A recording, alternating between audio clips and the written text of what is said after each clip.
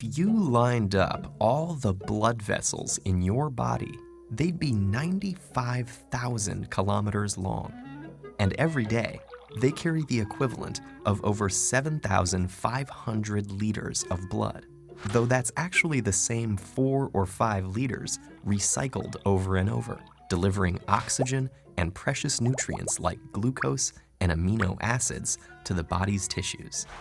All that blood exerts a force on the muscular walls of the blood vessels. That force is called blood pressure, and it rises and falls with the phases of the heartbeat. It's highest during systole, when the heart contracts to force blood through the arteries. This is your systolic blood pressure.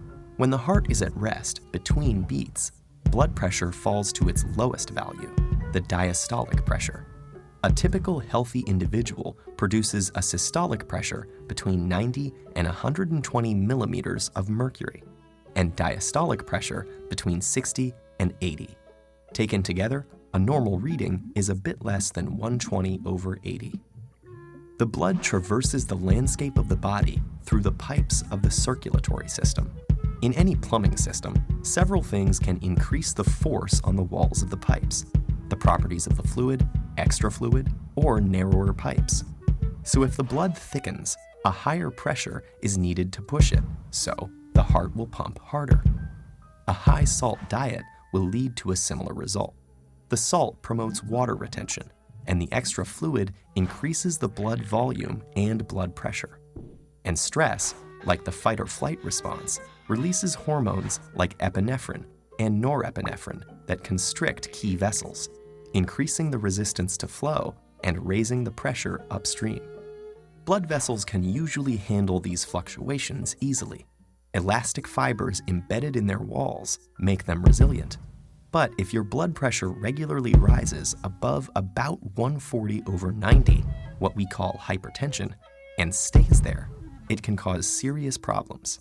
That's because the extra strain on the arterial wall can produce small tears. When the injured tissue swells up, substances that respond to the inflammation, like white blood cells, collect around the tears. Fat and cholesterol floating in the blood latch on too, eventually building up to form a plaque that stiffens and thickens the inner arterial wall. This condition is called atherosclerosis, and it can have dangerous consequences.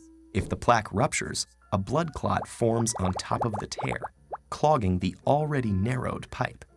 If the clot is big enough, it can completely block the flow of oxygen and nutrients to cells downstream. In vessels that feed the heart, that will cause a heart attack when oxygen-deprived cardiac muscle cells start to die. If the clot cuts off blood flow to the brain, it causes a stroke.